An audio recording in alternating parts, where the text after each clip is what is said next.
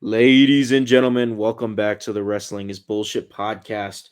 We are about 24 hours, give or take, removed from SummerSlam, and we are only minutes away from Monday Night Raw going off air. We are so excited to have this conversation. I think some good stuff is going to come up. Unfortunately, 1975 wrestling fan Famous B was not able to join us tonight, which is a bummer. But, there's always next time. In the meantime, our company today is Ant from the Lights Out Podcast and MTG Gaming, aka Miguel. What's up, gentlemen? Hey, what's Going going on, on? man? What's up? Let's talk some SummerSlam, guys. Let's talk about SummerSlam. Let's talk about what just happened on Raw. First order of business, man. The first title change of SummerSlam happened early in the Saturday card. We had Charlotte Flair and Alexa Bliss defeat the Judgment Day for the WWE Women's Tag Team Championship. Pretty subpar, dare I say, solid match. Was pretty surprised to see Charlotte and Alexa get the win and get the belts. Not too surprised. It's Charlotte Flair at the end of the day. They kind of broke up the Judgment Day. They didn't break up the Judgment Day as a faction. Let me rephrase that. They took away Roxanne and Tehana Bomb's tag team championship, which means that not all members of Judgment Day are draped in gold anymore. Easy for me to say. Nonetheless, gentlemen, what did you guys think about this match?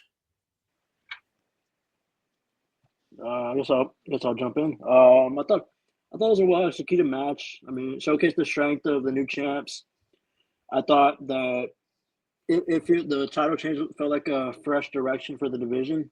I think the chemistry between Flair and Bliss is evident, and their teamwork was honestly impressive. Um, I think I think going forward, I think this sets up potential feuds with maybe some other tag teams.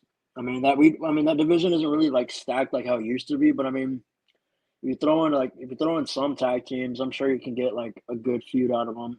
Um, I like I said, they kind of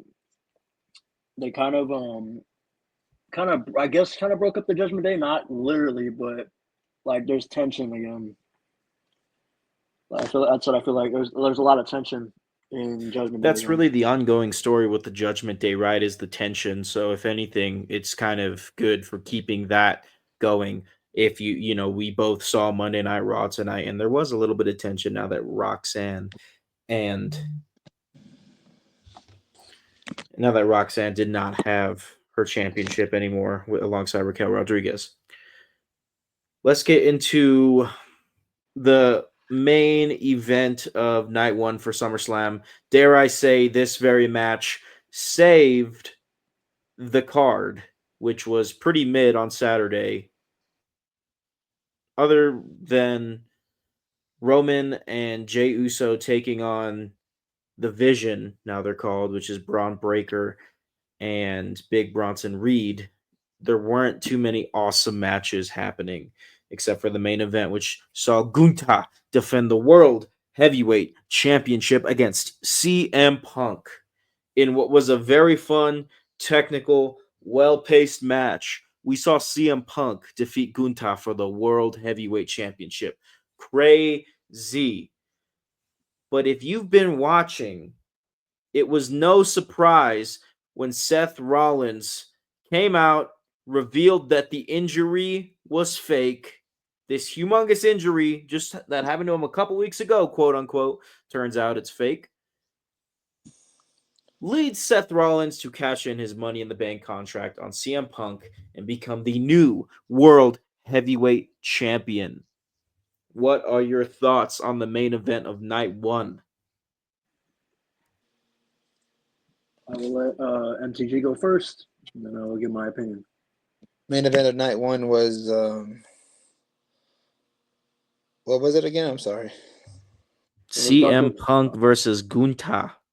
Well, Gunther was pretty much dominating the entire match, and I was shocked that honestly I didn't think CM Punk was gonna take this, and Gunther he was just dominating throughout the whole match, and CM Punk didn't get in on the offense until like the last few minutes, made him bleed, flipped him over the announce table, and it was that match wasn't all that good because Gunther was mainly doing 80% of the beating up, and I mean, dare I say that's a Gunther match right there. Gunther's really getting in there, beating the crap out of his opponent, and whether or not his opponent can last and seal the deal is up to the opponent. Like that is just how Gunther matches roll. and not only that, um, CM Punk picks up the win, and the part that everyone is talking about, Seth freaking Rollins came out and cashed in that Money in the Bank contract. Bro, that saved night one. Because night one was so bad. And honestly, this 2-night event at SummerSlam was honestly a bad idea. Hell, I don't even like the 2-night event for WrestleMania. I would hope that WWE goes back to one night shows instead of 2-night shows. That's another topic. Um, That part It's saved the whole entire night, and he faked that injury this whole entire time. That was a great heel move by Seth freaking Rollins, and he's arguably the best heel in WWE right now for doing that. And honestly, guys, Seth Rollins to me at this point is the best he's ever been. Yes, I'm so glad you made that point, MTG. I do think that we are ready to get the best title run that Seth Rollins has ever given us. I think it's time. The only thing I love more than watching Seth Rollins win a championship is watching heel Seth Rollins win a championship, let me tell you.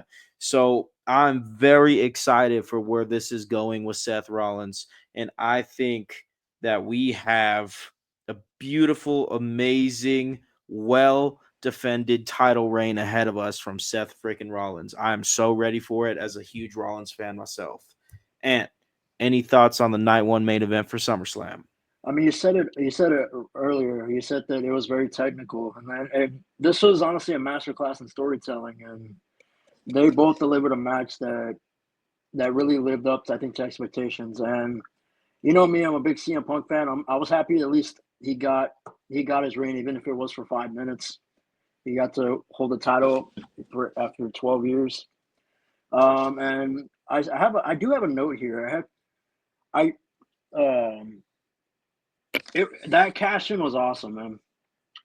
Um, it's I gotta say it's the kind of move that makes you hate the guy, but also respect the genius behind it. Because I mean, everybody was saying that Rollins was injured, like, and we all bought into it, right?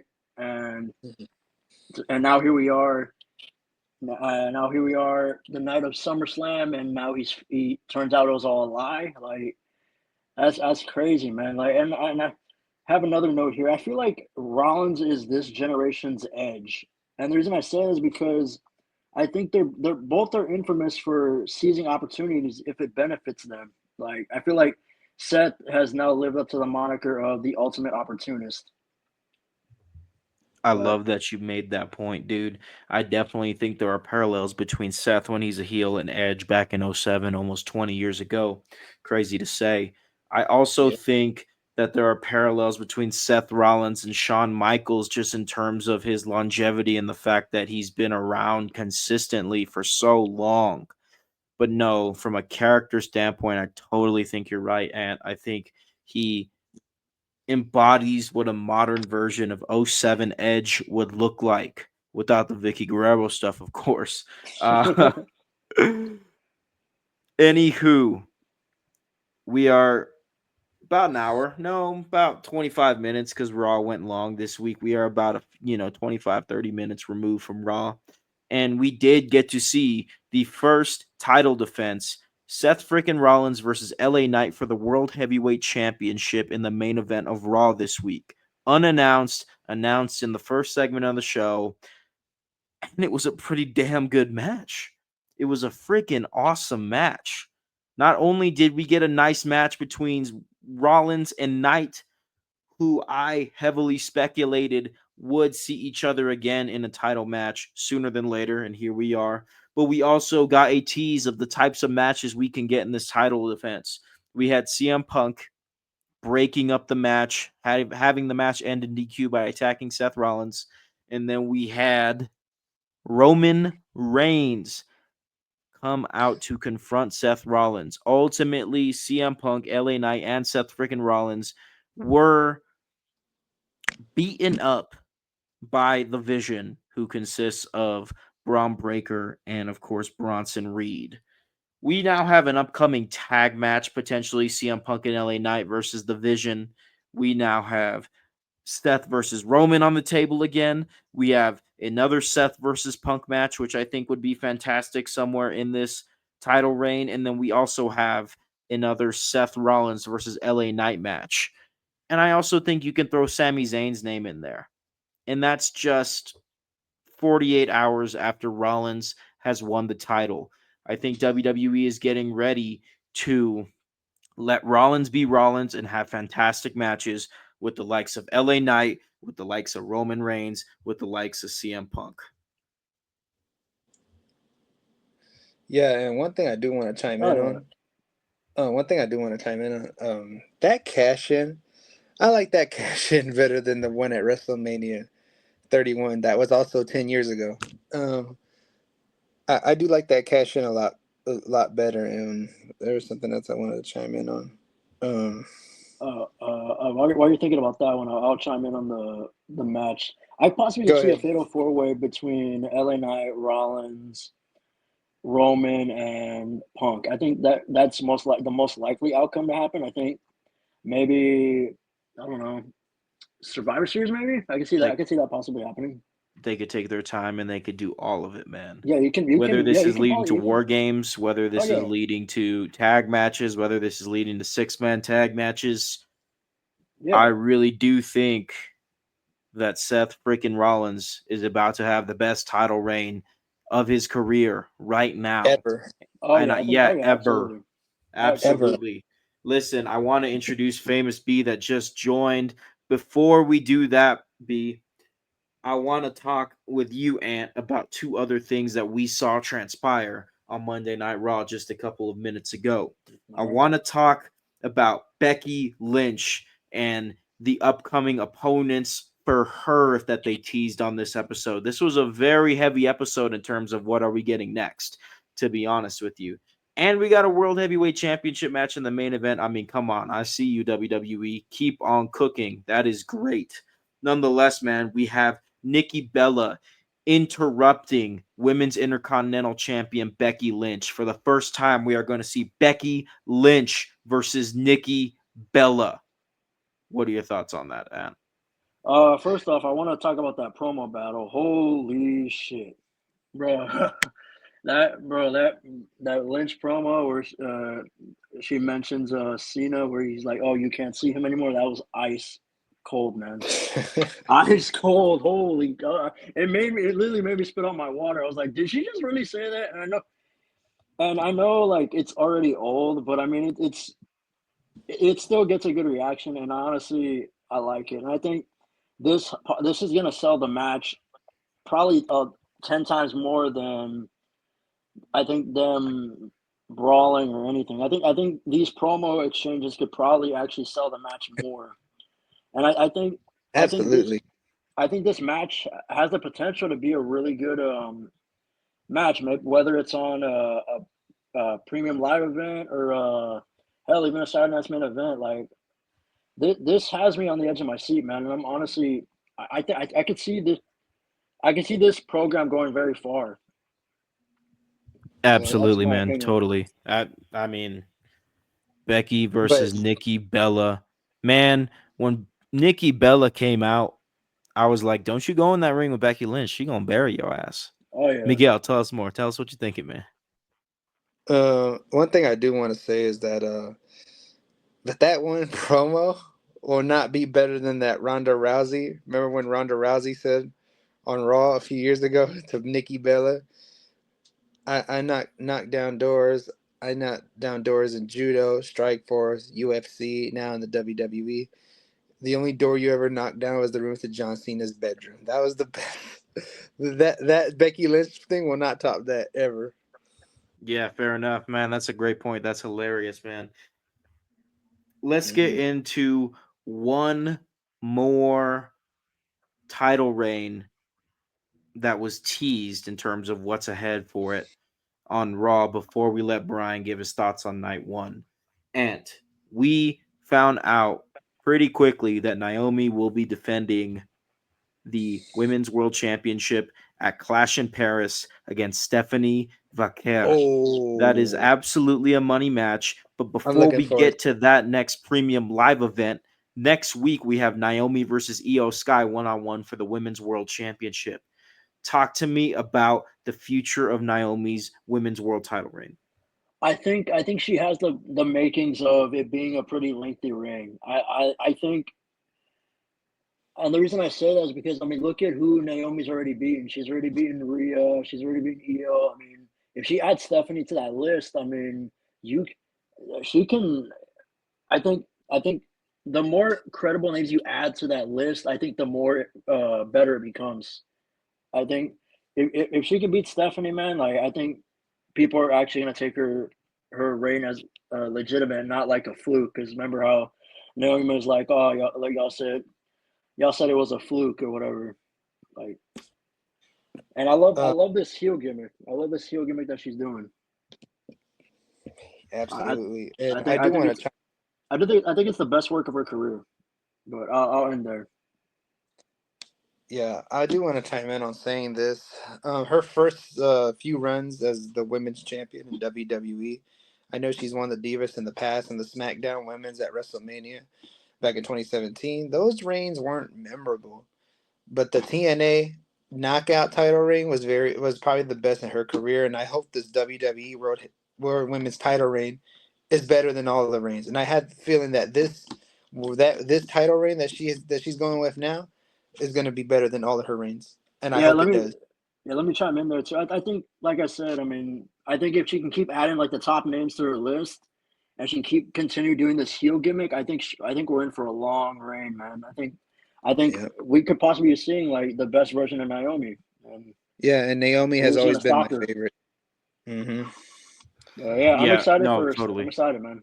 It's gonna be a I hell of a match. absolutely think, and I would bet the house on this being the best title reign of Naomi's career. It's not even the first time we've said that in this episode. We're not even 20 minutes in. We also said that about Rollins earlier. Famous B is in the house. He was able to join us tonight, and I'm glad to have you, Brian. This is going to be a fantastic show. Hey, real quick, I want to get your thoughts on two things from night one. I want to know what you think about Charlotte and Alexa winning the Women's World Tag Team Championship, and I want your take on the night one main event of SummerSlam. Good to see you, B. Oh, you're on mute, Brian. All right, guys. Wait, welcome. Hey, you know what? Thank you for having me. I'm glad I was able to join you guys on the podcast tonight. And so I'll just get right into it. So the Alexa Bliss and Charlotte Flair tag team win and their tag team match with Roxanne Perez and Raquel Rodriguez. I have to tell you, I did pull for them to win the match, but I kind of was thinking that Roxanne Perez and Raquel were going to retain. But overall, I'm glad that, they became tag team champions. The match was entertaining and fun to watch. And, I've talked about this on my podcast, and I've also said it on here that the women's division's on fire. It's going to be elevated.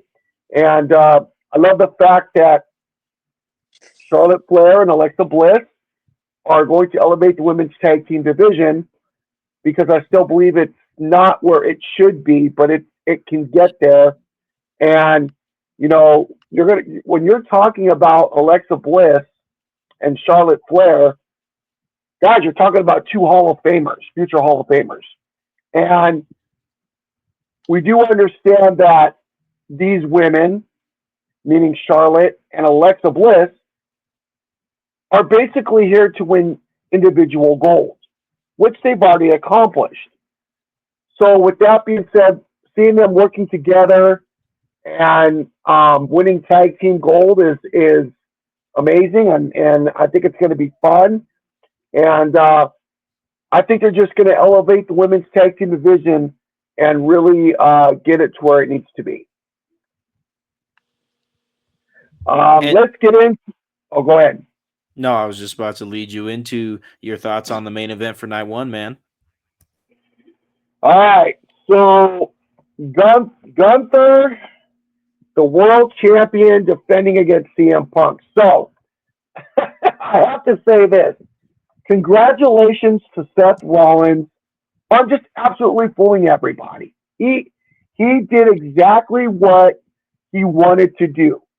And, you know, Gunther is injured. So as it has been reported, he was going to have surgery. So at that point, I thought he was going to retain, to be honest. I didn't have CM Punk winning the match to be the world champion. But with that being said, CM Punk gets the title for 5 minutes. And I honestly thought that, CM Punk winning the title, they were going to give him a shot a little bit here to become the champion, and test him to his highest level. And truth be told, it didn't turn out that way. Seth Rollins comes out, catches in the briefcase, and becomes a brand new world champion. So, like I said, we always have to expect the unexpected here, and we did. And again, congratulations to Seth Rollins for absolutely fooling everybody. You did what you had to do. Now you're the champ. And as far as CM Punk's concerned, I don't know where this is going to take him. I don't know if he will be a world champion. I'm not sure in the near future. But I can say that the match between CM Punk and Gunther was absolutely phenomenal. We shouldn't have expected anything less. And it's just unfortunate that CM Punk was champion in 5 minutes and then lost the title to now the brand new world champion Seth freaking Rollins. So that's my take on that, and I'll turn over to back to wrestling's bullshit. Yeah, man. Definitely saved night one, as previously stated. Seth Rollins making things a bit entertaining. Even CM Punk defeating the mighty Gunta was a sight to see. So, very fun stuff. Let's get into night two, And which I think can we I can chime all in on something? agree. Sorry, Miguel, go ahead. Yeah, go ahead. One thing I wanted to say is that I said this a few minutes before Drew McIntyre did. That was karma for that was karma for CM Punk for Yes. doing that. Drew to my boy Drew McIntyre, but go Yeah. ahead next time. No, I'm glad you brought that up. That's absolutely part of the story. Look at this beautiful intertwined web. I mean, that Damian Priest cash in was over a year ago, and here we have this cash in at the end of night one, totally falling into similar themes from WrestleMania this year and last year. It's beautiful, the storytelling that WWE is using. They are utilizing these characters. They have made mistakes. They have made mistakes recently, even. But I think this World Heavyweight Championship scene is absolutely entertaining, as it still contains people that have moved on from it, like Drew McIntyre, Damian Priest. You have Seth Rollins, right? You have Gunta, who's intertwined to the belt whenever he comes back. It's going to be awesome. Thank you for bringing that up, Miguel. Let's get on to night two, man. First order of significant business. We have the Wyatt Six retaining the WWE Tag Team Championship in one of the craziest TLC matches I have seen in years. That was absolutely nuts. We saw bodies flying all over the place, ladders, tables, chairs. My goodness, Ant, what's your take on the Wyatt Six and the significance of this TLC match? I think it was a hit. It was absolutely successful. Man, you no pun intended, you hit it right out of the park there. You hit the nail right on the head. This match was chaos personified. I mean, in the best ways. I mean, the ladder spots, the table bumps, and it was like nonstop action, man. Like, especially that one where Candice LeRae went through the ladder. I was like going nuts. Like we were all going nuts when that happened. I mean, and I feel like everybody had their moment to shine, and I'm not surprised the Wyatts got the win here. I'm really not. But let me chime in on their booking real quick. Let me say this. I love the Wyatt Six. Genuinely, I've always been a fan of Bray Wyatt, and I love this what they're doing now. But the booking starting to wear thin, man. If we could even call it booking, like it's very lackluster, and it feels like WWE really has no story to tell with them. Like they've been just floating around in the wind for like the last couple months, and now get a title shot, they win the titles, and now you really don't have much really else for them to do. I mean, they pretty much beat the top what 4 tag teams.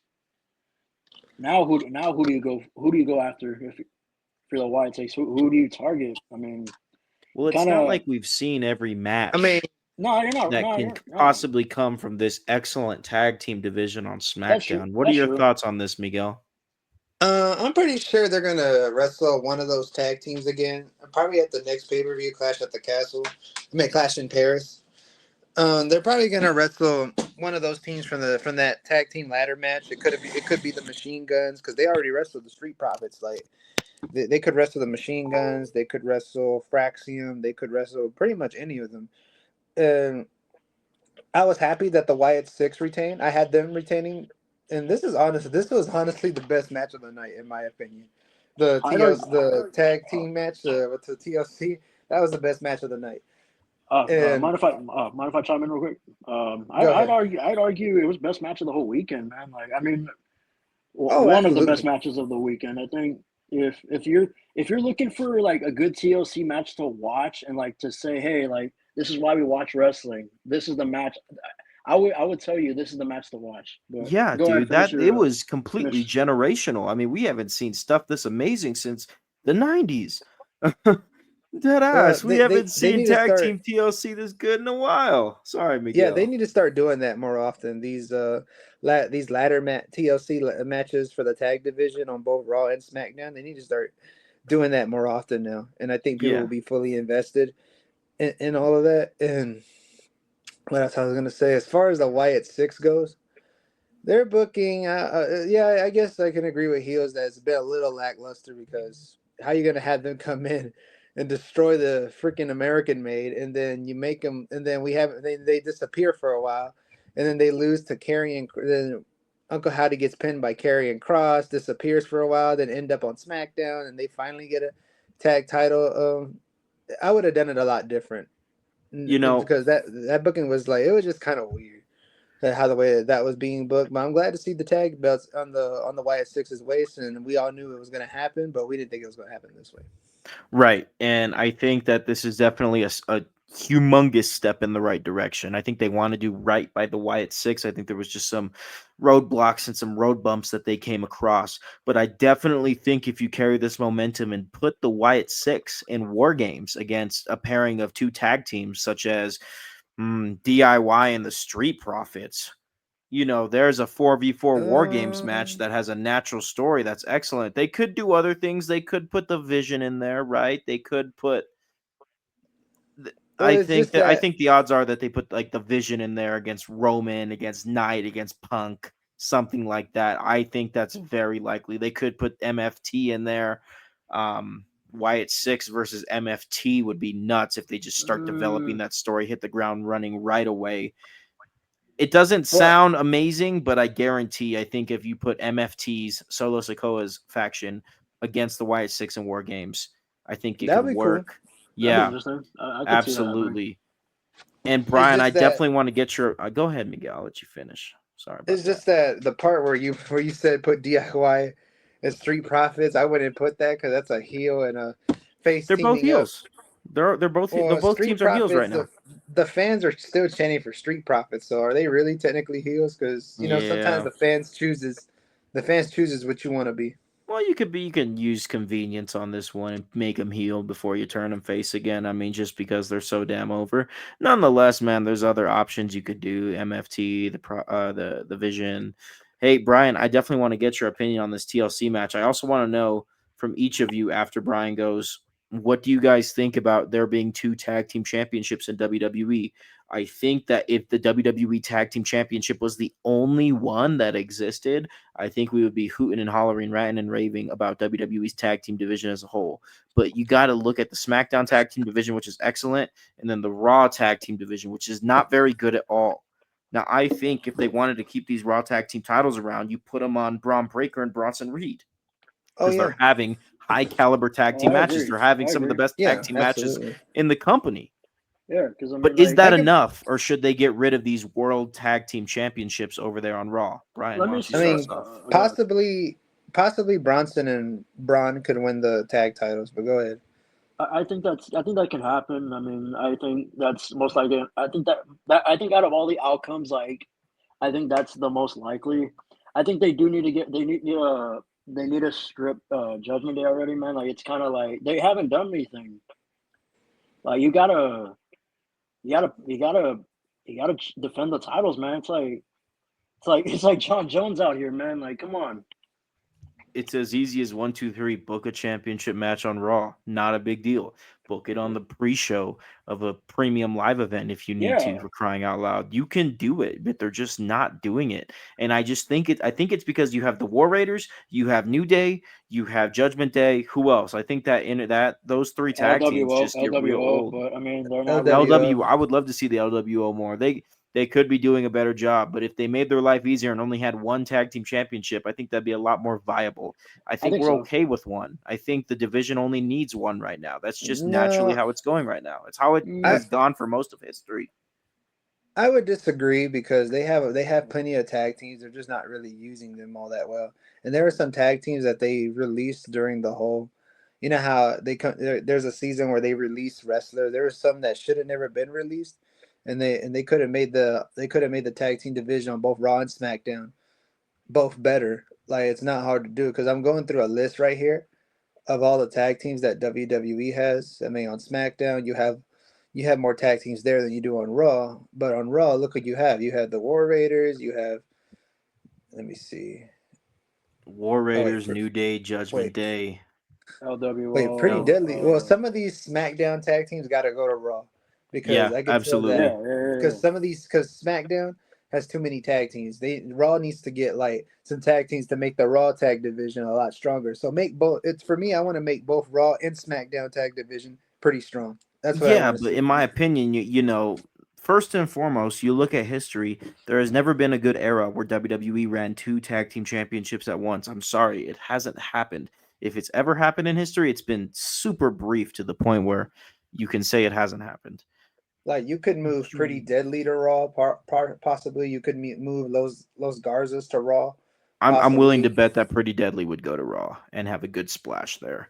What I yeah. think though is why operate like that when you can just have the champions float like the women do?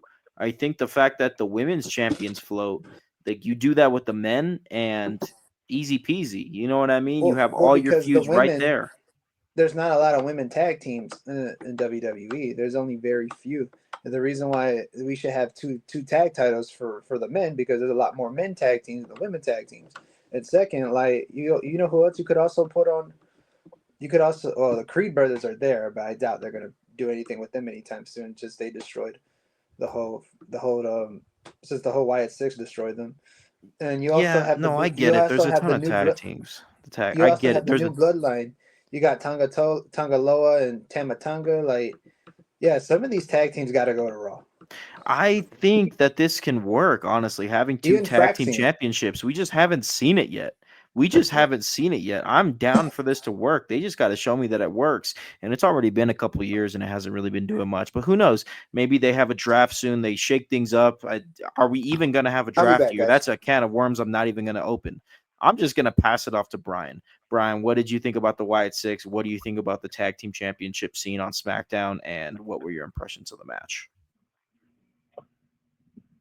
I have to tell you, congratulations to Triple H for putting it together. It was the best match of the entire night. Matter of fact, it was probably the best match on the entire card for both nights. Tag team divisions performing at a very high level. We saw bodies flying everywhere. It was just awesome. And, The thing is, the Wyatt Six I knew were going to retain, but more importantly, it doesn't really matter if you have a face versus a face or a heel versus a heel. That's gone bye-bye.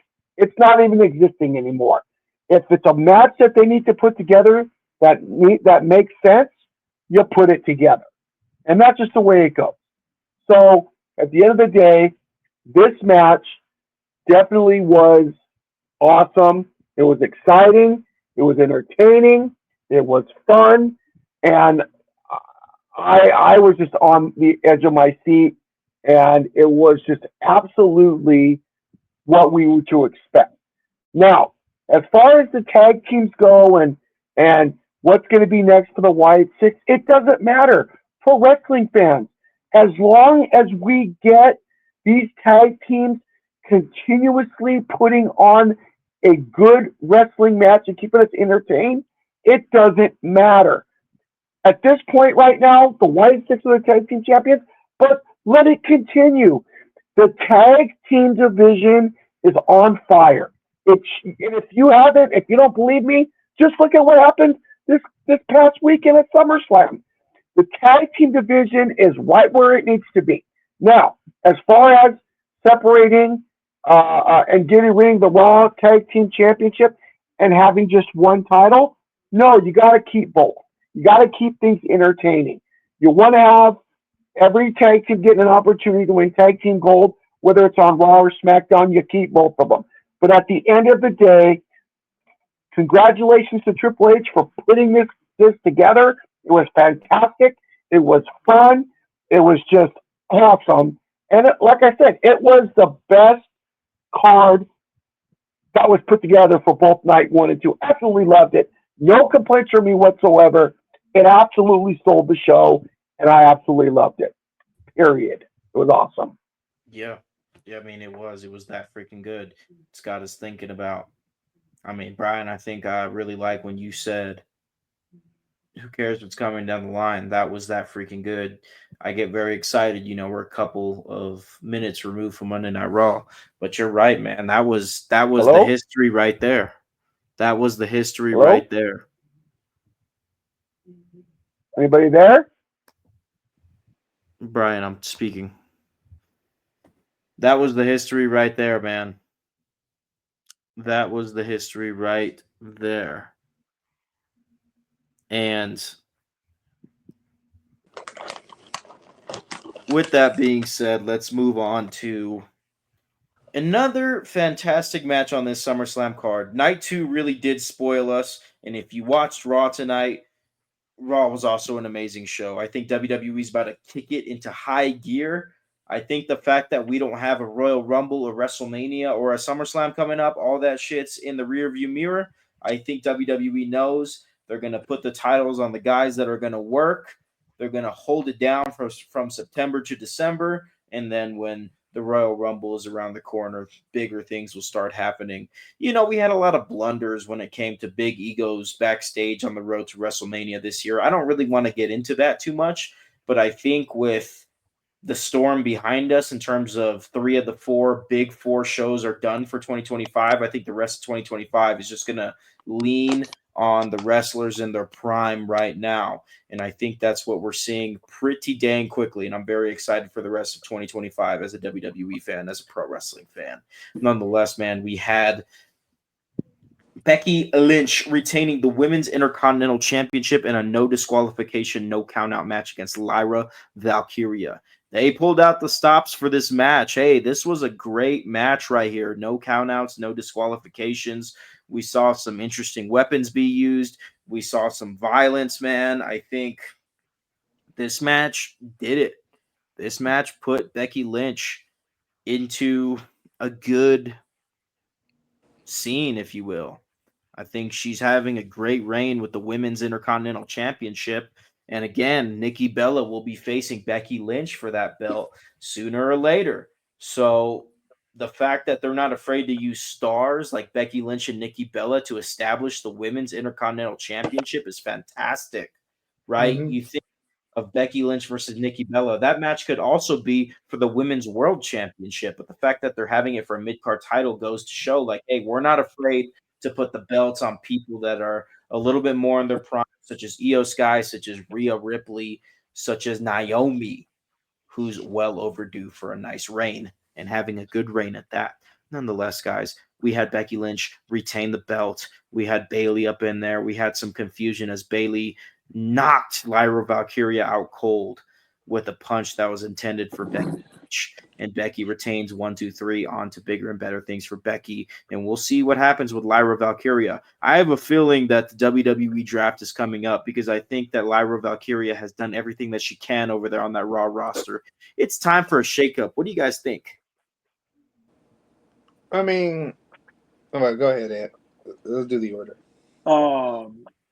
Let me start out by saying this was brutal. This was extremely brutal. Man, they brought the violence for sure, man. At one point during the match, I literally got flashbacks to Orton and Cena at Breaking Point 09. Remember the zip ties? That was nuts, man. I don't think they were gonna do that, but I was like, whoa. And the physicality and the intensity of this match, it kept me on the edge of my seat. And I loved it, man. The storytelling was top notch, and it solidified Becky's reign as the dominant champion. And we go back to that Bayley interference. I think it possibly sets up a feud between either Lyra or Becky. And as far as Lyra going to SmackDown, I could see that happening. I think maybe she could probably start up in the women's United States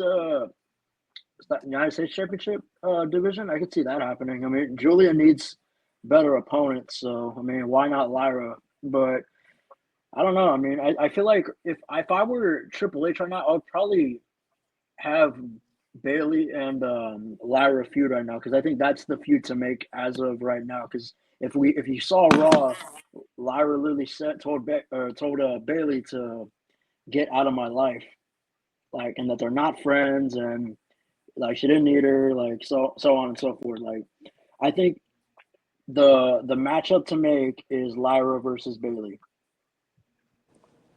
But overall, amazing match. And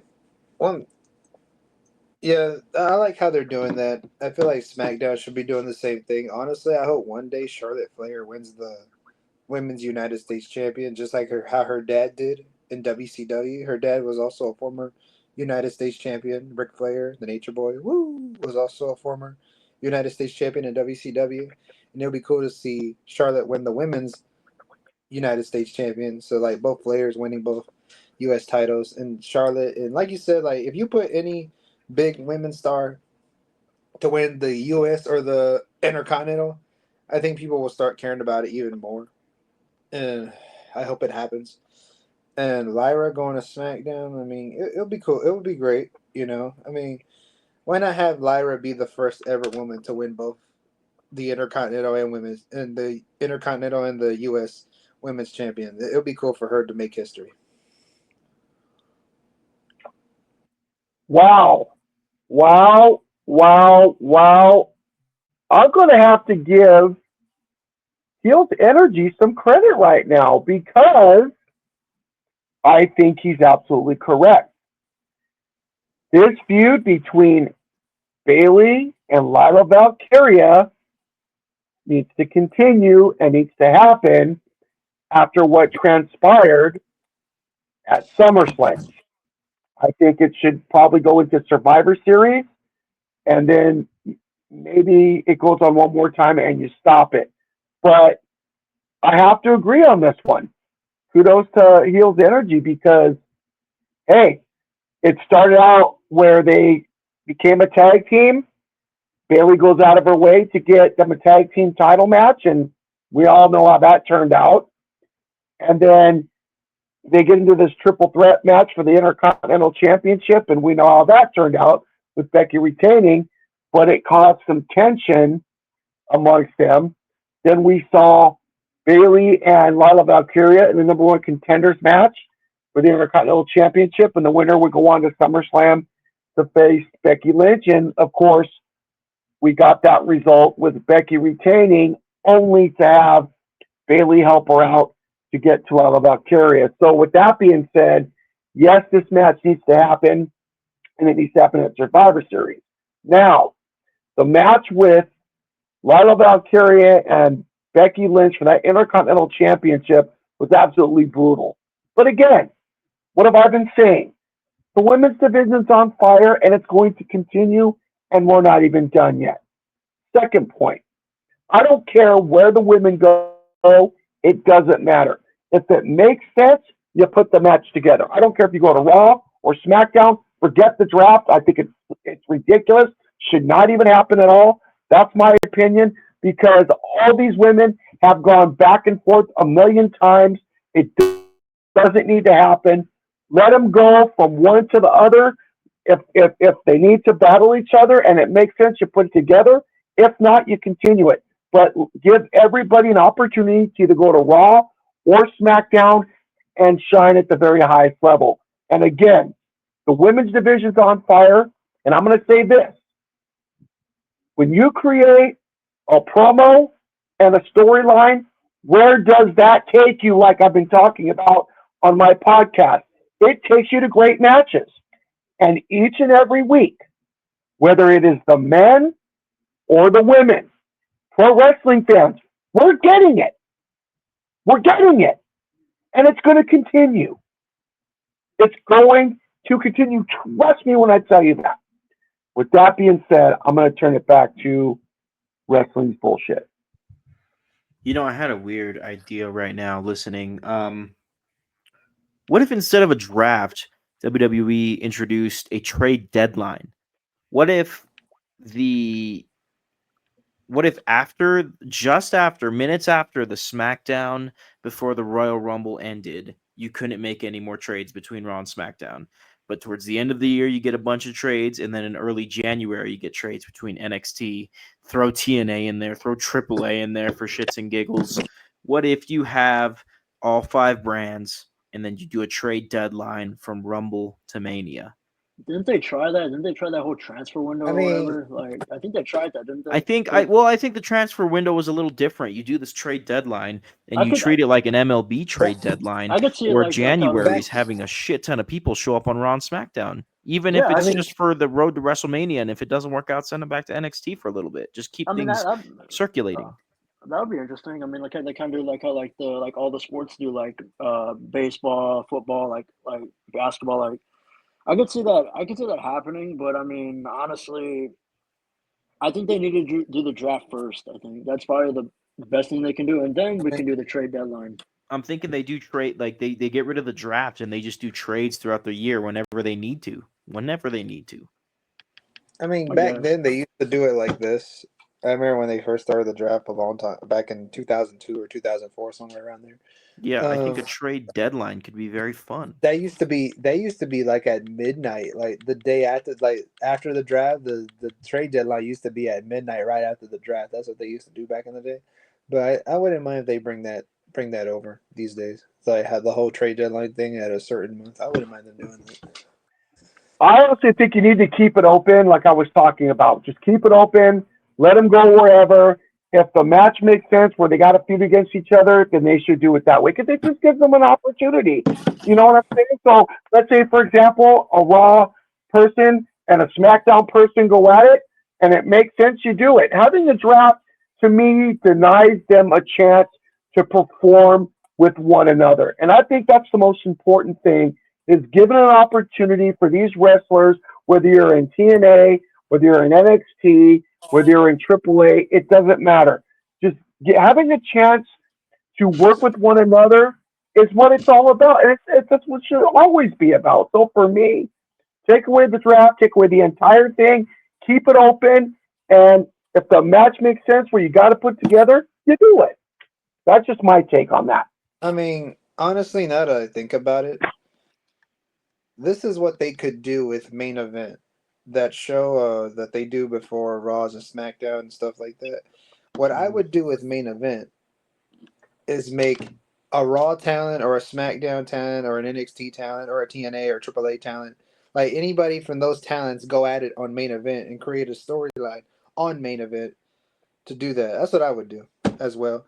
And like if I want to put if I want to put a TNA talent up against a WWE talent, like let's say Gunther versus Moose, have them like create a feud or storyline on main event and make main event watchable and have people draw into main event more than they are now. Because right now in main event, they're putting matches that people don't really care for. But if you want to make main event relevant, I feel like that's a way to do it. And I feel like, I mean, what day does main event come on? Wednesdays, right?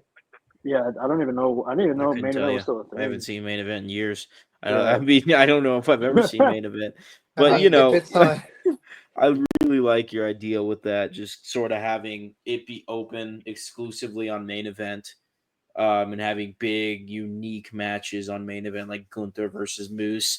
Honestly, they would just put that on Raw straight up. But guys, we have to remember, like I think Brian is sticking to his guns here with a really good point in terms of we are getting WWE's best foot forward, and it is fun to get creative and give our pitches for unique ideas. I think that was a really big thing that was going on more when Vince was in control because we weren't really creatively fulfilled as an audience, and now we are. And I want to commend Brian for that point because I totally think that this is an era of WWE where it's truly like putting an end to these fantasy booking mindsets. Like I find myself doing that less and less just because they're doing so freaking good. and another thing I also want to chime in on, like how the way the concept would also work, and it'll definitely get the fans talking. You'll get fans to be like, I'm on Team SmackDown, I'm on Team Raw, I'm on Team NXT, I'm on Team TNA, AAA, I'm on Team. Like, I like having those discussions as well, and I want the fans to have fun, to like Yeah. have those type of conversations, and we can possibly see a lot of dream matches on main event. It doesn't always have to be on Raw and SmackDown, and put some main event matches either on the WrestleMania card or even on pay-per-views. Like you can even build storylines and matches from people from all those different brands to fight on main event, and possibly have them on the WrestleMania card or any type of pay-per-view card. I like the concept. I That's a get But see, good you. the idea. problem is, but see, I wouldn't do that. I would do it at Saturday, like Friday night's main event or Saturday night's main event. I would like to see that happen because no one cares about main event. It's not really a show that people watch. But if you do it on Saturday night's main event, now things get interesting because people watch Saturday night's main event. I mean, look how it's progressed when it was gone away for so many years. Now we're so excited to watch Saturday night's main event that if you did put a match against a TNA wrestler or a AAA wrestler or an NXT wrestler, whatever the case may be, now people are going to start watching Saturday night's main event. Nobody cares about main event, the regular show. No one's in tune to that. It's never going to be on TV as far as I'm concerned, and no one ain't going to care. But if you put it on Saturday night's main event, now you make it even better and more interesting than it already is. So I would love to see AAA wrestlers versus a TNA or vice versa on Saturday night's main event. That would be popping. And then, of course, you create the storyline before you get into the match. But I tell you what, that is where you need to put it on is Saturday night's main event. Well, the reason why people are not watching main event now because you're putting pointless matches and people that don't even care for it. But I'm saying that if you bring in that concept that I said, people will tune in. No, they won't. You got to put it on Saturday night's main event, Miguel. You don't put it on a main event. But You put it on Saturday night's main event. Saturday I night's think main event is where you're going to get the most pop. Not a but I main think event show that nobody watches. I think I don't pay-per-views think that's too. I think pay-per-views too could also probably benefit okay. from these type of matches too, or like hell, even I agree. like the I weekly agree. shows, or even Yeah, hell, like TNA. Yeah, Like I mean, we're seeing it with Triple yeah, Mania with Dom. I mean, yeah, yeah. I yeah, agree. Good point. yeah. I Like, Absolutely. mean, you can put yeah. it on So PLEs, man. But yeah, I feel like, but that's the yeah, but that's a but if you do want to get main event watched, I feel like that's the way to do it. But Saturday night's main event and all that, it would be fine too. And like I said, it will also benefit pay-per-views in the future as well. I think the I totally function, agree. yeah, I think the I agree. function of main event, not Saturday night's main event, but the main event show, is to basically give people that aren't on TV reps, people that aren't exactly Exactly. developing in NXT. Yeah. Exactly.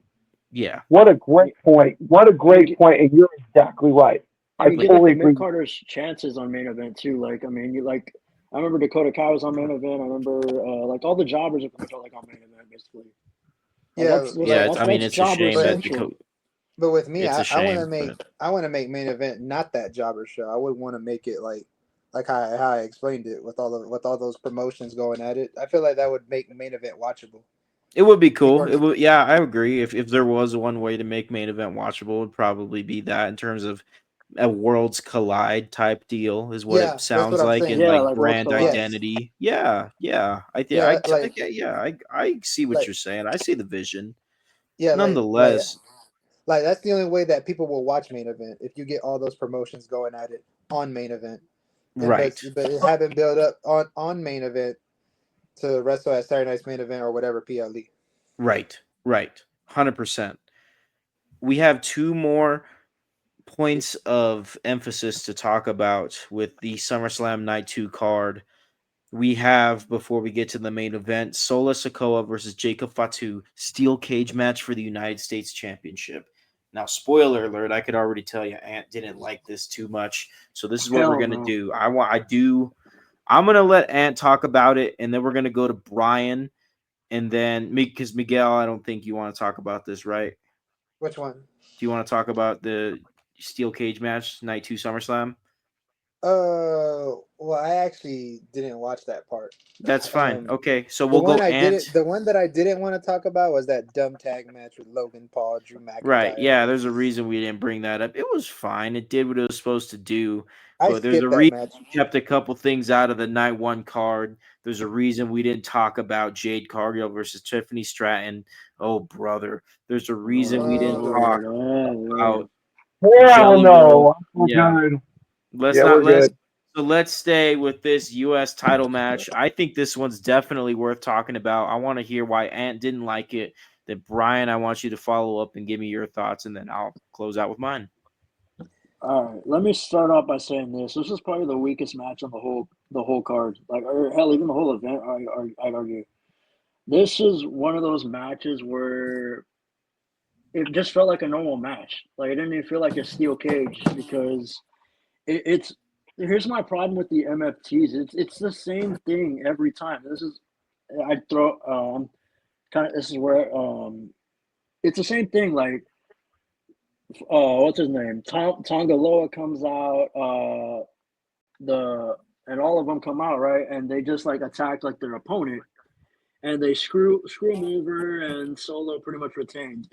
It's become repetitive, and I want them to switch it up for whatever they're doing with Solo, because I feel because at this point, like after a while, like if you keep doing the same thing over and over and over again, it's gonna get repetitive. Like you got to come up with better ways for Tom Tongaloa, Jeff Cobb, and Hikuleo to like to I guess like introduce themselves and not just be Solo's lackeys. Like I don't know. To me, that just makes them look I don't know stupid. And honestly, man, like this match just honestly, in my opinion, to wrap it up, I thought it sucked. I thought this match was terrible. If I had to rate it, 2.5 out of 5. Terrible.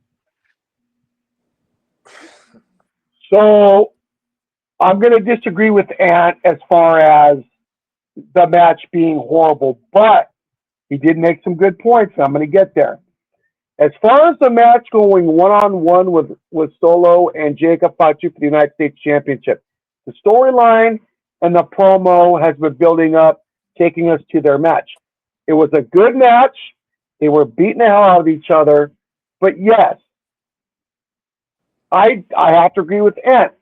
If it's repetitive and all that, it questions a lot of things, meaning can Solo wrestle by himself without any help? Now, a lot of people could bring up Roman Reigns and the bloodline, all stuff. I get it. But Solo is the United States champion. In other words, he has the ability to wrestle by himself. I've watched it when he was at NXT. I saw the work he could do. And I believe that he didn't need his family to beat Jacob Fatu. Now, if if Solo did not have his family, we might be having a different conversation. Or maybe Jacob wins the match and becomes the United States champion. But I do like the point that Ant made, and that's this. It is repetitive. It just will get boring and stale if it continues to go this route, because people are going to say, and including us as podcasters, that, oh man, you know what? We're going to expect the same thing all over again. Here we go. And it's like, that's not what it should be about. And, you know, so every time Solo has a match, we're going to expect his family to come out. But I will say this. Solo wants to elevate all of his wrestlers, which is fine. But I agree with Ant too, is you gotta find a way to do it differently. Because this is Solo, the United States champion. He now has to be elevated at the very highest level with tough competition. But at the same time, get these guys out of the way. There is other ways to elevate them, as Heelsynergy has described. Maybe put them in tag team matches. Put them in tag team title matches.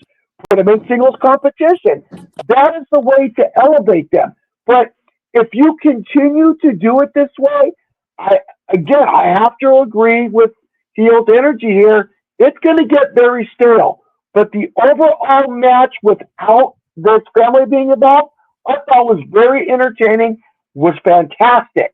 But it did make me kind of angry a little bit, like, yo, is this going to continue now every single time that Solo has matches that he's going to have outsiders? That's the same with Seth freaking Rollins, his crew.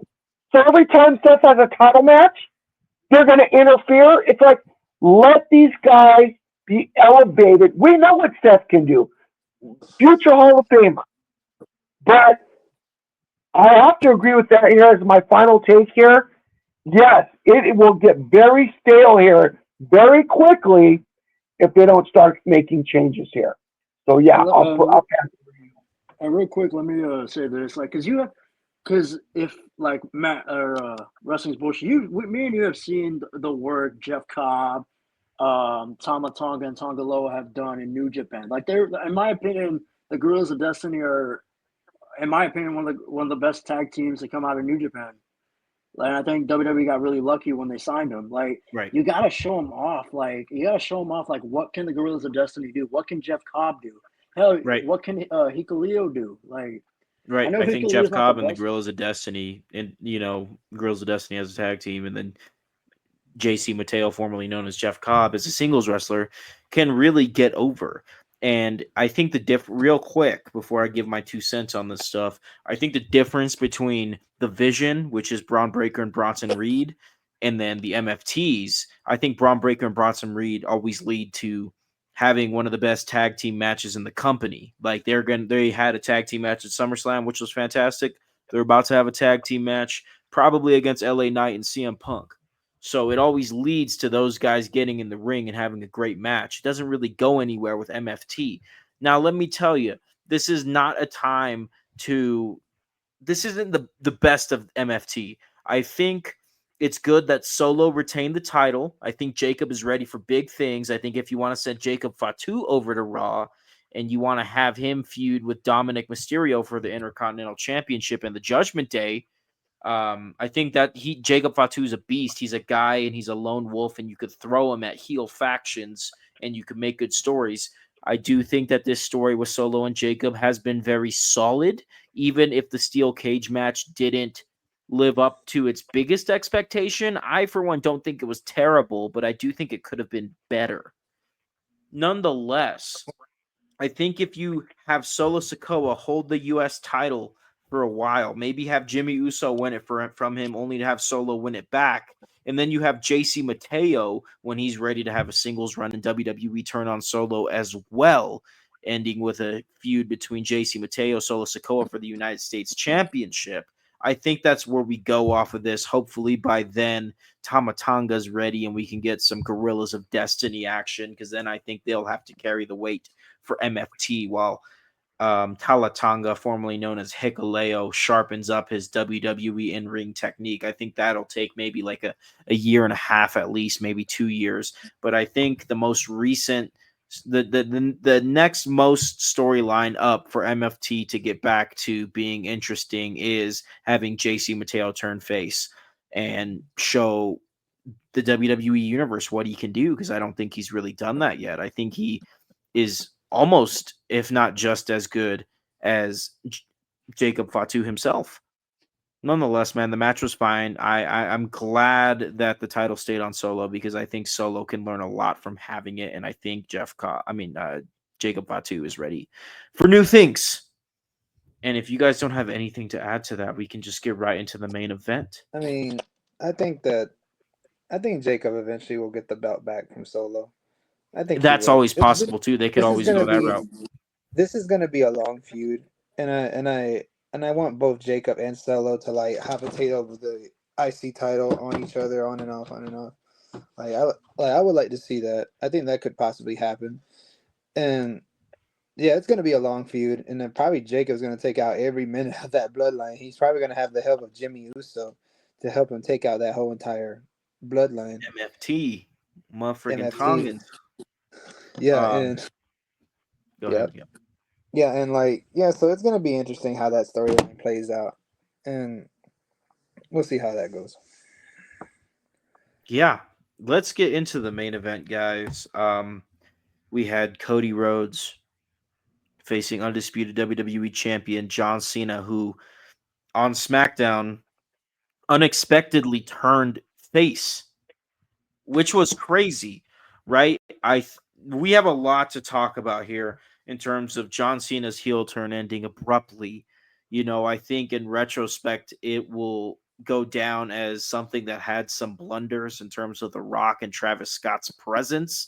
But then you go ahead and take it from a segment to segment idea, and you look at it and say, man, John Cena knew what he was doing in there. He cut good promos as a heel and had a good presentation as a heel, right? So glass half empty, glass half full. I think in my opinion, it's half full. I really enjoyed John Cena as a heel, and unexpectedly having him turn back to a face out of nowhere. You got to keep the fans on their toes, and that's exactly what that move did, in my opinion. And he goes and has a brutal match with Cody Rhodes for the undisputed WWE Championship. Cena takes some bumps here that we're not used to seeing him take, which I have the utmost respect for, right? This is John Cena's last SummerSlam, and he pulls out all the stops. I mean, that was a violent match. I have not seen Cena do things and take bumps like that in a very long time. And I think it was a very entertaining match. It was definitely... This is a hot take, but maybe there's some recency bias in here, but was this a top 5 match in John Cena's career? I mean, it was a solid match. I understand there were some flaws. I'm not saying this was a 5-star match. Don't get it twisted. But it also wasn't terrible. It was solid. And we saw him take some good bumps. It was well paced, and it did its thing. Yeah, and this match was honestly better than the one at WrestleMania.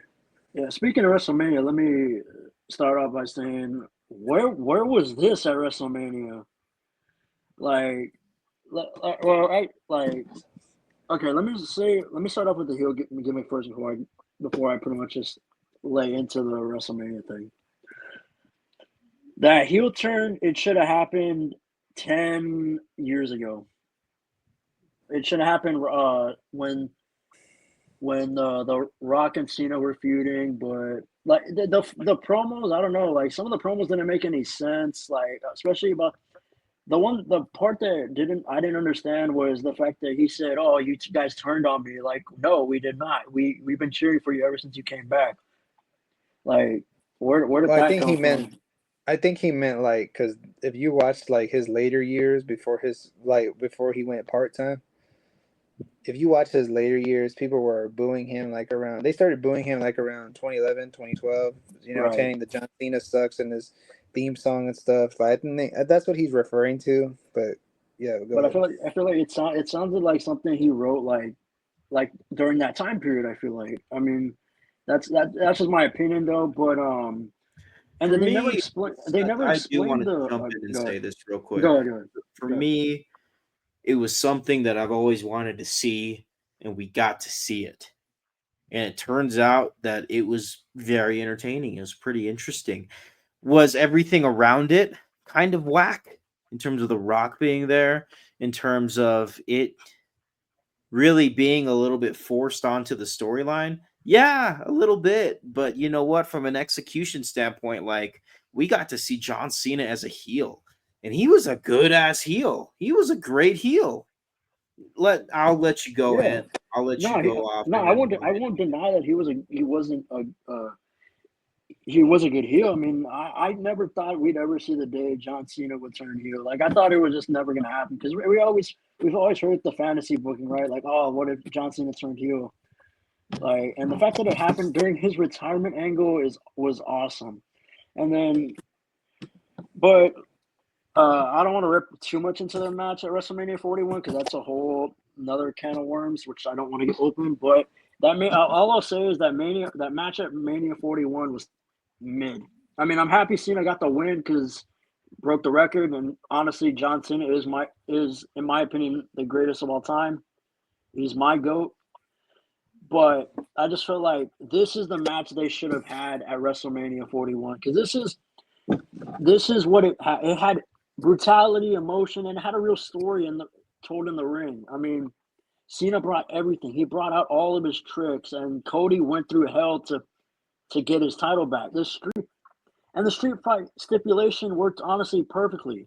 And I'll close it out with this. This felt like the ending of a war, not a match. And this was a fitting conclusion to the rivalry. And it feels like this was the passing of the torch. Like we always say, like, oh, like the I feel like this was this generation's version of Rock and Cena. Like this was the passing of the torch moment. Like the way Cena lifted Cody's hand, like saying, "Okay, now it's your turn to lead the company." Like that was really cool.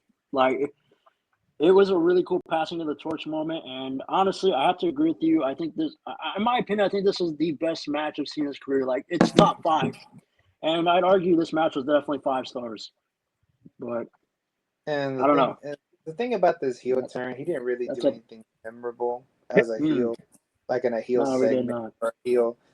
or a heel anything. And another thing that bothered me about this whole heel thing: stop wearing the damn colory shirts. Change the image. Yes. Like look like a badass heel. You're basically still have that baby face inside of you a bit. Just change the whole image. Like that was one of my problems with this whole Cena heel turn thing. Like do everything new. Change the new theme song. Make a new theme song. Like stop wearing the colory shirts. Like put on a suit or something and put shades on. Look like an actual badass heel. Don't just like I still saw a little baby face on you when you were wearing those colory Like shirts. look Like that was like one of my problems with this heel turn. But what I get that he had good matches along the way. Guys against CM Punk, Cody Rhodes, and R-Truth and a couple other opponents. Like he always had great matches and stuff. It's just the problem is like he didn't do anything memorable, like a heel segment. He didn't really do anything heelish like on Raw Smash. He just said all he did was just cut promos on how fans betrayed him and stuff. That's all he really did. Like he didn't really do anything memorable. Like you got to do more things, man. and the Like whole ruined wrestling thing too. yeah, like how you gonna ruin wrestling just by talking shit by saying, "Oh, you guys were booing me a lot." No, you got to do more things. Do more Right. stuff to piss people off, bro. That's your job at being a heel. Piss people off. Cheat a lot. Do all of that. Piss people off. But he wasn't really doing that. Mm. That was my whole problem with this whole heel thing. Yeah, Honestly, like this heel turn thing wasn't all that great to me. it I really mean, wasn't. but I still enjoy. But I'm still enjoy. I'm gonna enjoy as much as time that he has left. He has like 4 months left till he retires, and we're all really gonna get emotional and actually miss him. So I'm gonna enjoy every minute that I can with this heel I'm turn. gonna cry when he Or finally with this lays the boots crew. down, bro. I'm gonna cry when he lays the boots down. But Yeah. sorry if I cut you off there, by the way. Yeah, go ahead, bro. So, Yeah. No. so I'm going to agree with everything Miguel said, and I'm going to tell you why.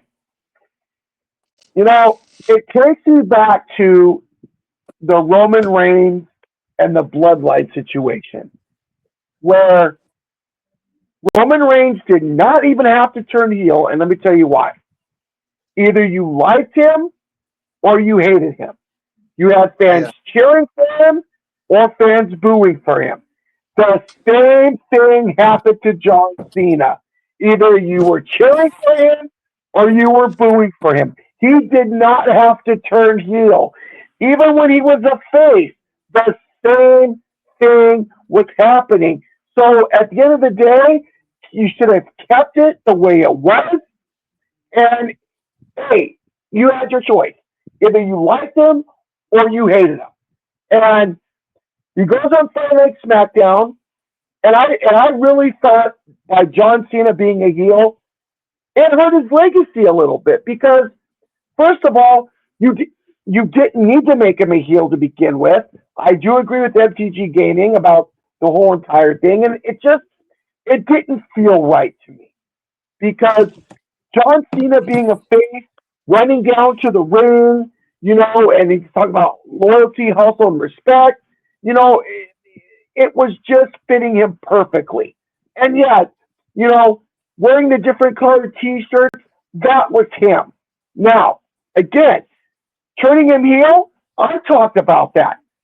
Put him in a suit. Like, I thought literally when he was turning heel, The Rock came down with Travis Scott. Okay, that whole shirt thing is gone bye-bye. Now we're going to see a professional John Cena. We never got the opportunity. And he just continued wearing these different color shirts, having the towel over his head, then turning the championship around. I just wasn't feeling it. And using the same theme song. Like, you should have changed the theme song. Yeah, like change the whole image, change everything. Right. Exactly. He could have gone back to Thugonomics John Cena. That would have been cool as hell if he went back to Thugonomics John Cena. Thugonomics Cena in his 40s. Nah, I wouldn't put Thugonomics Cena in his 40s. I would like make him like put the suit and tie on him. Like, you don't need to have him wear all those different random NBA, NFL jerseys like he did back in the day.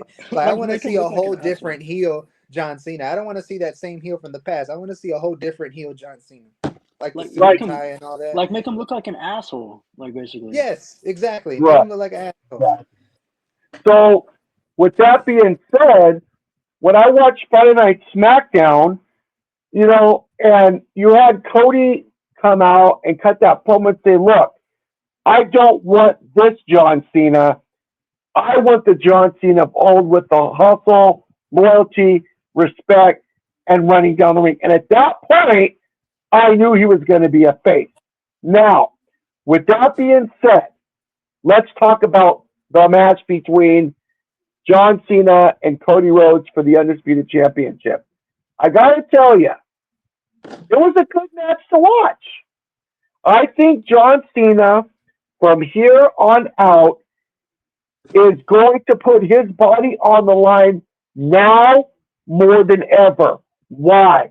Because it has meaning now. This is it for him.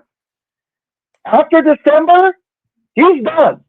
He's hanging it up. He's calling it quits. So he wants to go out his way. And that's the way that I would have done if I were Triple H. Say, look, you go out your way, I'm going to let you do it. You deserve it. John Cena, the way that he wrestled last night, I was like, yo, that is the John Cena that I have grown to know and appreciate. Because we haven't seen that very much.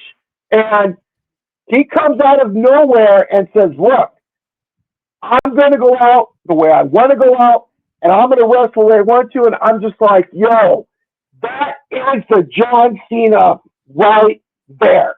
And I was so happy and so proud of him for coming out there, letting it all out of him, and saying, look, I'm going to bring this heat.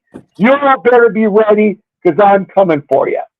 Then, Brock Lesnar, out of nowhere, comes out and attacks John Cena.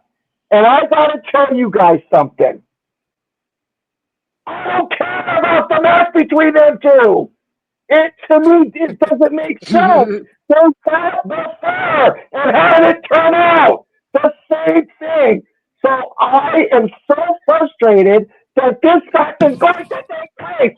I don't care about it. I'm not going to say yes. I don't want to see it. And the fact that Brock Lesnar put his filthy ass back in to the ring when he should have been nowhere to be found comes back. Now I have to say this.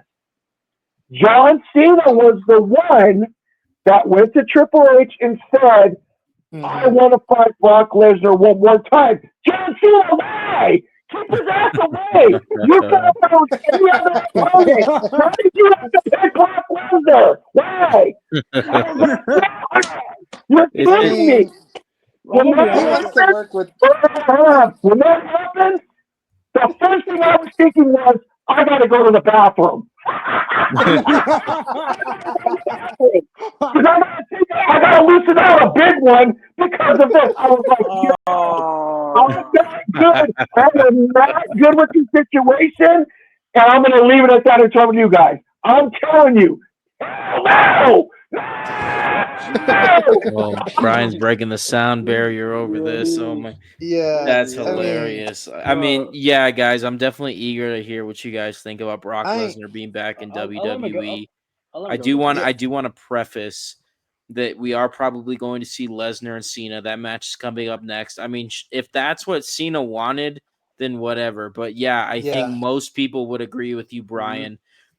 I think there's potential for them to do Brock Lesnar and Cody Rhodes again now that he's back. Oh no! Nah. I don't want to see. I mean, Forget hey, like it, they're man. gonna I don't do want it. to see Please, that. please, God, for the love of God. Brock Lesnar, we don't want you no more. This song, baby. I'm And telling you, they're honestly, gonna run it. I'm I don't just want to see preparing you this guys shit now. They're anymore. gonna run it. I mean, Whether they're gonna have Brock put young talent over, and That's now that Vince boy in ain't there Cody. anymore, he's not winning world champion anytime soon. Now that nope. Vince ain't there, so he's definitely not winning a world title anytime No, soon. Nope, that's absolutely not not. happening. And You have what him you do call 2 matches, man. You have him do Cena, you have him do Cody, and then you have him go.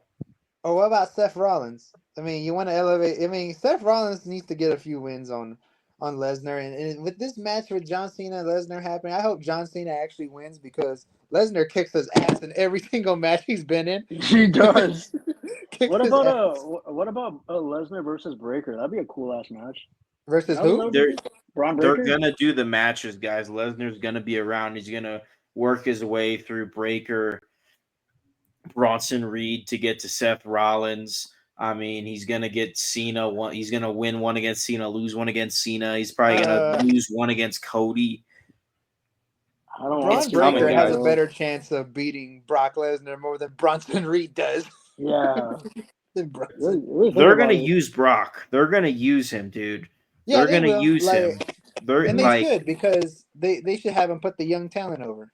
They yeah, should. I do think we're gonna get Brock versus Seth in this title reign of Seth's, and then I think we'll get Brock versus Cody as well, and then we'll start doing other stuff. The thing is, the people that are tied to Cody and Seth, being Cena, Bronson, and Braun Breaker, maybe he makes his way over to the MFTs. They're gonna use Brock, and I do, here's what I want to say about it because I thought about how I was going to say this earlier because I don't want to open my mouth up too much about Brock. I understand he's in hot water and he's in the middle of a lawsuit, which, in my opinion, they shouldn't have brought him back.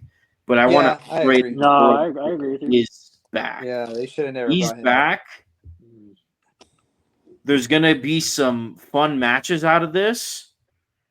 But there's going to be a dark cloud over all of this as well, knowing that Brock is back with no viable explanation. Hell, I also want to see. There's still a few more people that I want to see John Cena go at it against before he retires. Because I want to see a one last match with some people. Like for example, I want to see him fight Rey Mysterio. I want to see him fight Seth Rollins again. I want to see him fight Drew McIntyre. I want to see him fight possibly Sheamus again. Like, there's a few more people that I would like to see John fight. Or hell, I know this is not gonna happen, but I would by a love to see miracle, Edge. if it does, Edge. no, not Edge. That's not what I was gonna. Aw. That's not what I had on my mind. Damn. But I wouldn't mind Edge either. But This was I don't that know. wasn't on my mind, but the one that I had on my mind is him going to TNA and fight Joe Hendry, or he'll have a possible match in AAA against somebody. Like, I would want to see John do at least one match either in TNA or AAA. It would be cool, but I doubt that. I don't think that's gonna happen. What else? And yeah, there's still like a few more people, including AJ Styles. I would like to see another Cena versus AJ Styles match again before he retires. Like, there's still a few more people that I want to see Cena go at it, but most of this probably won't happen because he only has like 4 months left.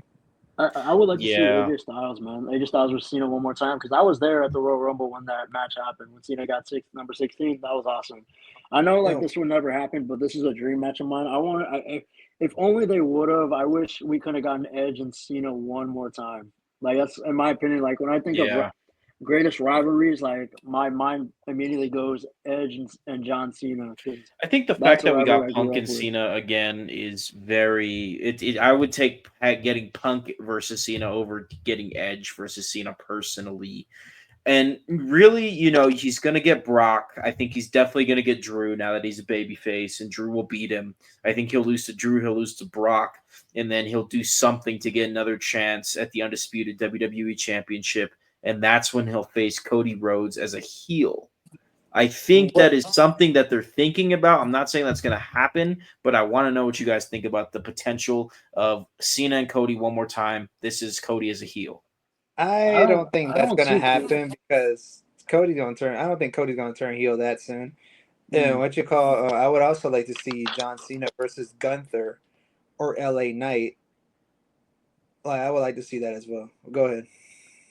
I don't see Cody turning heel for a while. I think maybe a year from now, maybe or 2 years. But I think right now, like Cody's still the face of the company. Yeah, he got booed at Sunday, but I don't know. I mean, I don't think Cody could turn heel. And I know like we're kind of circling backwards, but as far as Brock Lesnar goes, man, like you hit the nail on the head with the whole like it's a dark cloud, like. And I agree with you. I don't think they shouldn't have brought Brock Lesnar back, but I mean, I'm not the guy who makes the decisions. And I mean, if Cena wanted to fight Brock one more time, so be it. I mean, but I don't really. I mean, I'm just kind of like I don't know how to feel about it. Like the fact that Brock Lesnar's coming back and when he's literally in the middle of a lawsuit. But we forgot to mention this. They never. Well, actually, never mind. We're not going to get into that. But Yeah, then we're not gonna get. yeah, let's not get into that. But as far as Brock's return goes, I was shocked on one hand because I never thought we'd ever see him again.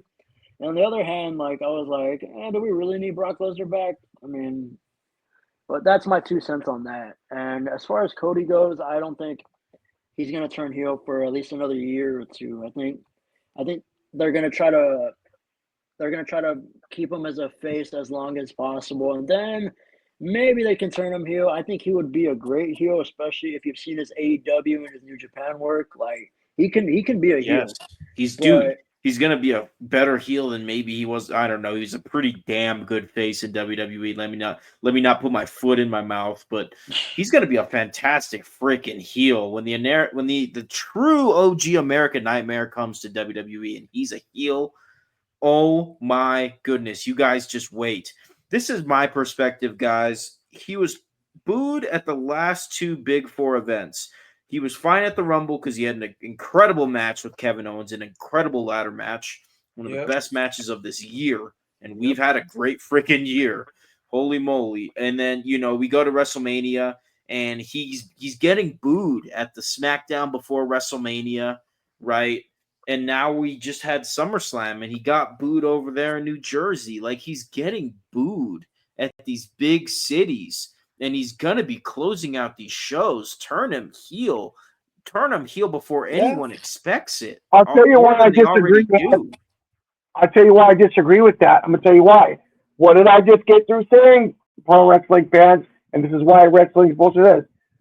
You don't have to.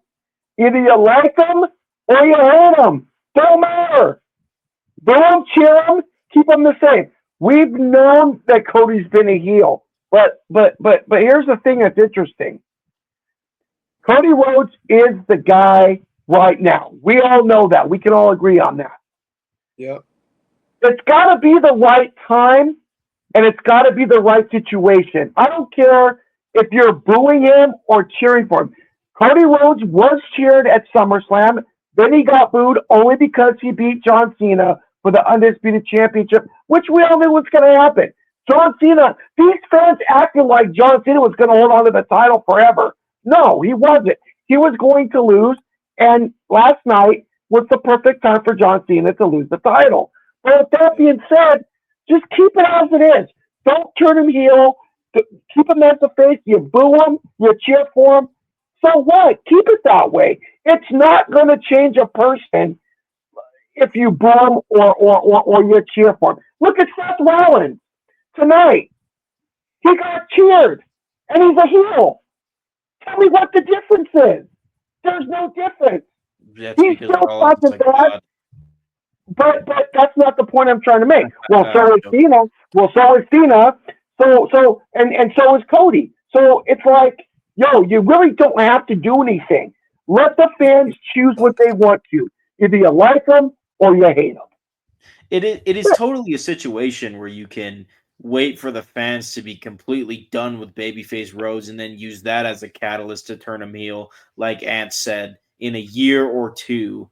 You know, I'm thinking jump the gun before it's too late, but maybe it's never too late, and maybe you just let people get tired of Cody, and then you give him something fresh. You use that to tell a story of him turning his back on the WWE universe, or maybe he stays face for the rest of his career, and that's fine too, because he's Cody freaking Rhodes, the American Nightmare, and he's a badass. And honestly, I don't understand how anybody boos this guy because he's fantastic. He's a great face. He's a great heel. He's a great wrestler. I'm glad the undisputed WWE Championship is back on him because I think he can get back to having fantastic matches, not only on premium live events, but on SmackDown as well. I think Cody can get back to doing what he does, and that will honestly be best for business, to quote the authority in Triple H. You know, guys, I really think we are in a good spot for WWE to close out the year, leaning on the guys that get them to where they are right now. That's Drew McIntyre, that's Damian Priest, that's Cody Rhodes, that's Seth Rollins. I don't want to leave anybody out, but the list goes on and on and on. WWE doesn't have The Rock coming in because the Royal Rumble, WrestleMania, and SummerSlam are in the rear view mirror, as previously stated.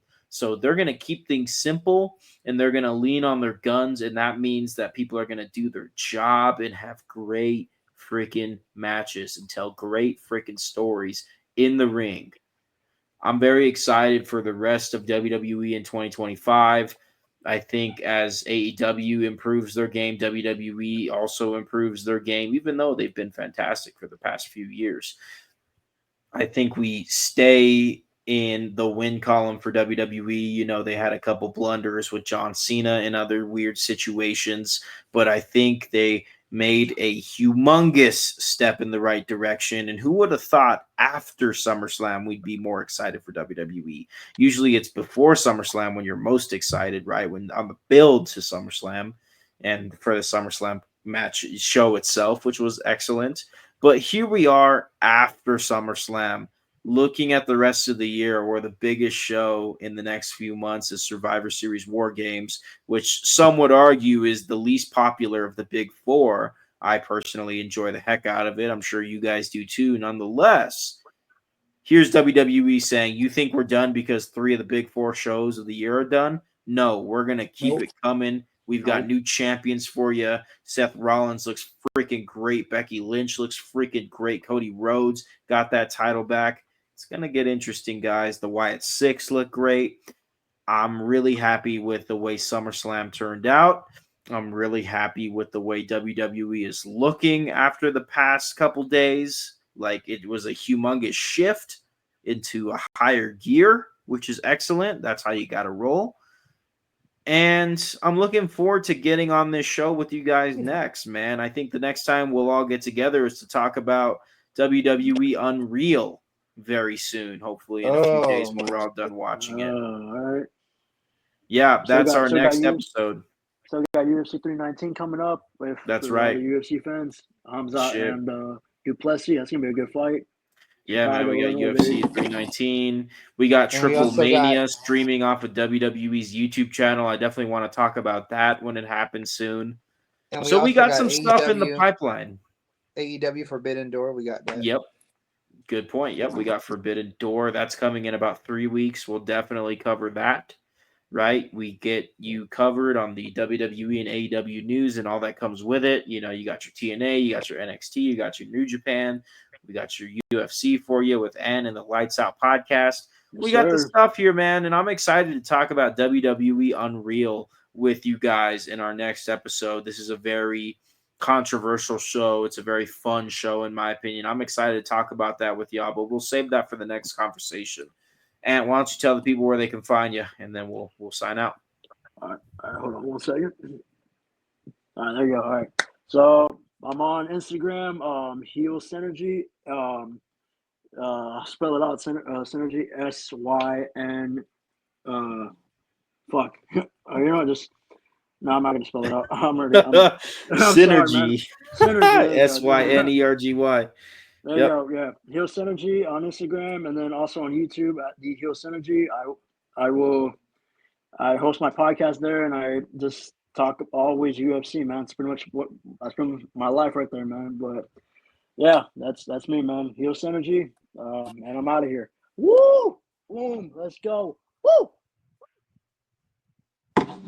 This is MTG Gaming. You can find me on YouTube, MTG Gaming. The profile picture you see right there, that's my profile picture on my YouTube channel. And I'm almost at 500 subscribers. I'm actually 4 more subscribers to go to hit 500. So click that sub button if you want to see more WWE matches with me and my boys Heelsynergy. Go at it. And we got more people that I'm going at it with on WWE 2K25 for all you gamer fans out there that likes to see competition, that likes to see players battle it out online. MTG Gaming is the right place for you. And we also do other things like soccer, and I do like FIFA soccer, which we should start doing. And we'll continue to do more things. And I also do other types of gaming, not just wrestling. So mtg.gaming _ that's my Instagram, and MTG Gaming is on YouTube. Just hit that sub and comment on one of the videos, whatever you like to see. All right, guys, you know who I am, 1975 wrestling fan, a.k.a. Famous B. You can follow me on Instagram, guys, the podcast where I talk WWE, take you inside signings, take you inside the arenas when I am there. And, guys, it's free for all to comment. My goal is to keep the wrestling community together. The best way to do that is through the podcast and talking with all of you great fans when I have the podcast talking pro wrestling. And with that being said, I really enjoy talking pro wrestling on this podcast with all the guys here. And I think we're going to go take this podcast to the very next level, wherever that level may be. But I'm looking forward to the ride. And I just want to thank everybody for tuning in and just supporting the podcast. And we're going to make it grow each way possible. But guys, yeah, once again, you know where to follow me and where to catch me. Back to Wrestling's Bullshit. Yeah, man, you could find this podcast on Apple Podcasts, Spotify, YouTube, and then my Instagram is at Wrestling is Bullshit, as you see it on the screen. If you're watching on YouTube, Wrestling is Bullshit, all one word. I enjoy the conversations we have in here. We brought up some very interesting points. We had a very solid outlook on the SummerSlam show and the future of WWE. Obviously, a lot is in the air, but we have a lot of good things down the pipeline. So, hey, guys, have a great evening. Whenever you're watching this, viewer, if you're having a good day or having a good evening or having a good tomorrow, I hope you have it, if that makes any sense. All right, guys, let's go ahead and get out of here. It's been fun talking SummerSlam with y'all. Peace out. Peace. Good night. Good night, y'all. Woo!